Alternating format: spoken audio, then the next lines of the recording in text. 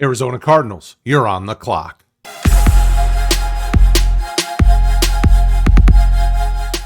Welcome back to another 2025 team mock draft. This time we're talking Arizona Cardinals. We're going to make all 7 rounds of their draft picks, talk about roster construction. I'm going to give you what I think my team needs are. You're going to rebut me in the comments and tell me why I'm crazy, and let's get to it. Currently, as it stands, I would expect this team to look trenches early, either on the offensive or the defensive or both. You know, when you look at this roster, you've got solid running back room, right? You could see them look at maybe some wide receiver help opposite Marvin Harrison Jr. You know, they have Michael Wilson and Greg Dortch, and then a lot of depth pieces. Nobody really stands out of the crowd there. And then offensive line wise, you've got, you know, a left tackle in Paris Johnson who's dealt with injury, but I think he's moving in the right direction. You've got Evan Brown, but outside of that, I think you could use some improvements on the right side.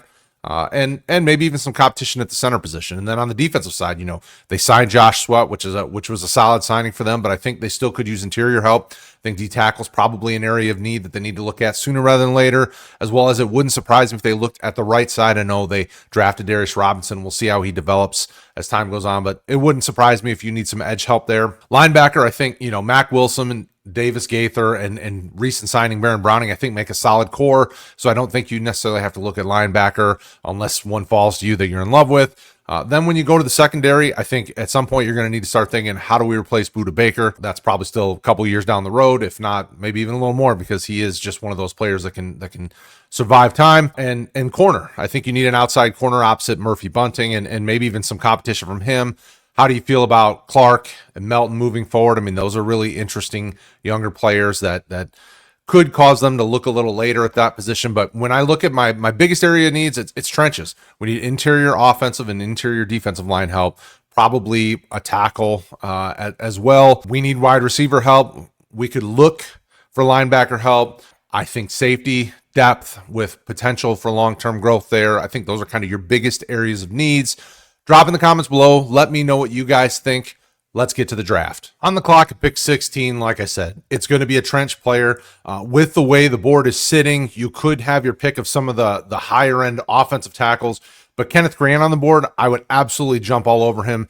This defense held its ground decently well with not a ton of talent. They played a lot of 3 high safety looks in 2024, and I think they have to look to get some reinforcements. Now, obviously, the Sweat signing was a big deal for them, but they need a guy to really wreak havoc in the middle of that defense, and that's where Kenneth Grant comes into play. The dude is huge, physical. He's an athletic freak. You know, look at Feldman's freak list. He's been on there.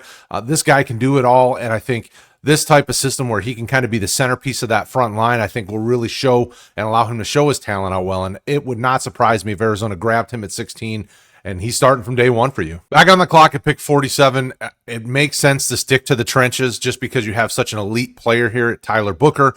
They need interior help. This guy is very physical. He's really good at getting out and moving around and doing some of the things that Arizona's going to need to do, right? Like they like to put Kyler Murray in position to be able to move the pocket around.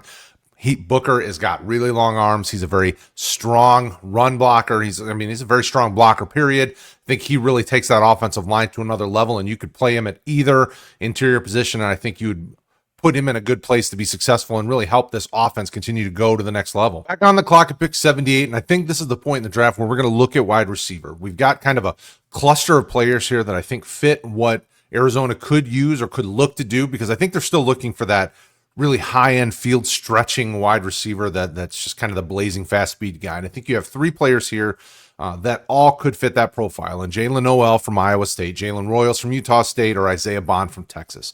I'm leaning Isaiah Bond, something that kind of puts him above the others in his change of direction. I really like the way that this kid's quick stop change of directions mobility is, and I think he could at the next level really be a nice piece to kind of move around the offense opposite of Marvin Harrison. I think you could play him on the outside. I think you could flex him in and around the slot as well, depending on matchups.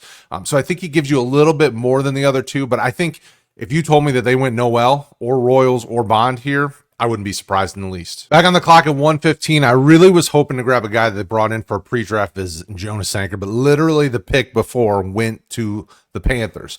So I still think we're going to look DB, but I think we're going to wait on safety because there's one that I would like to take a little bit later. I don't think he goes this high in the 4th round. I think he's kind of a fifth, sixth, maybe even seventh round type player, but we'll keep an eye on it. So this time we're going to look at filling our cornerback position. And I think we're going to talk about a name that I really haven't mentioned a lot, but a guy that I like kind of as a day 3 player, and that's Zy Alexander from LSU.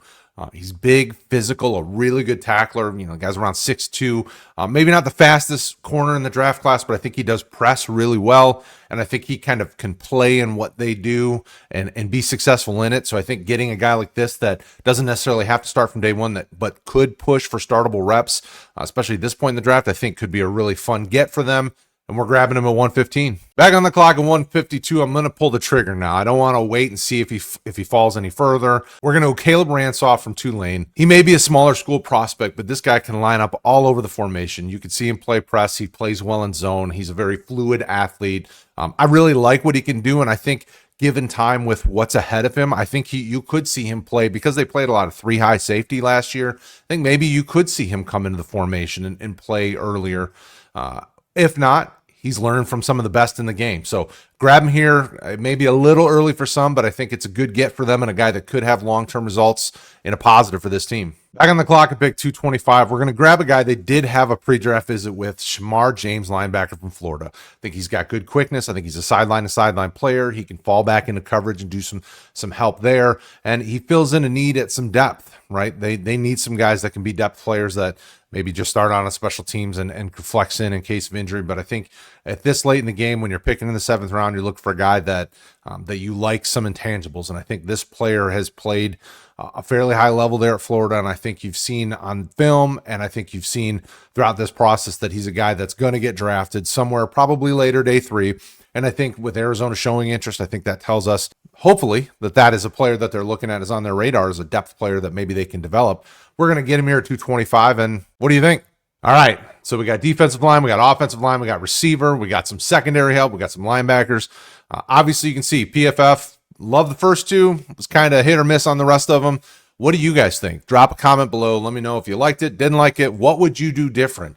You can hate on me all you want, but bring something with it. Tell me why you would pick a different player or who you would have picked. Let me know in the comments. I love to keep these conversations going. We'll talk to you again soon.